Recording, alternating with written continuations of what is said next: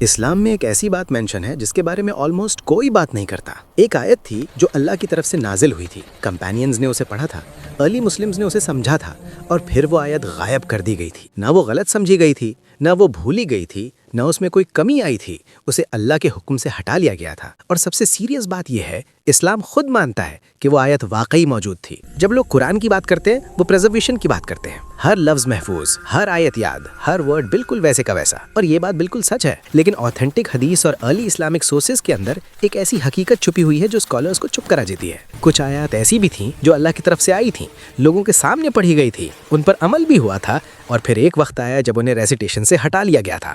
نہ ان کا حکم ختم ہوا تھا، نہ ان کی اہمیت کم ہوئی تھی، بس ان کا پڑھنا بند کر دیا گیا تھا۔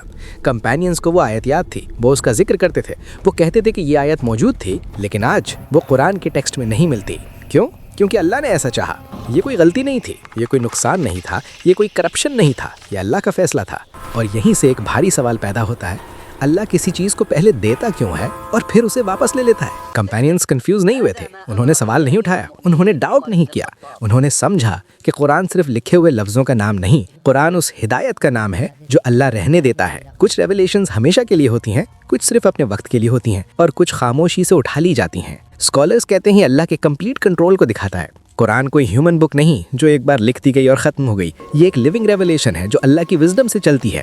اللہ امت کو ایک گہرا لیسن دے رہا تھا کہ گائیڈنس صرف انفارمیشن میں نہیں، گائیڈنس سبمیشن میں ہوتی ہے۔ کمپینینز نے ورسز فالو کیے جب وہ نازل ہوئے، اور جب اللہ نے انہیں اٹھا لیا تو انہوں نے بھی چھوڑ دیا۔ نہ پروٹیسٹ، نہ شکایت، نہ لفظوں سے اٹیچمنٹ، اور یہیں سے مسٹری اور گہری ہو جاتی ہے۔ اللہ چاہتا تو آیت کو ٹیکسٹ میں رہنے دیتا اور اس کا حکم ختم کر دیتا، لیکن ایسا نہیں ہوا۔ آیت ہٹا دی گئی، حکم باقی رہا۔ کیوں؟ کچھ اسکالرز کہتے ہیں یہ ان لوگوں کو الگ کرنے کے لیے تھا جو اسلام کو صرف سمجھ کے فالو کرتے ہیں اور اسے پوری سبمیشن کے ساتھ فالو کرتے ہیں۔ کچھ اسکالرز کہتے ہیں یہ دکھانے کے لیے تھا کہ قرآن ہیومن ایکسپیکٹیشنز کا پابند نہیں، اور کچھ اسکالرز یہیں رک جاتے ہیں اور صرف اتنا کہتے ہیں اللہ ہی بہتر جانتا ہے۔ یہ مسٹری ہمیں ایک انکمفرٹیبل سچ کے سامنے کھڑا کر دیتی ہے۔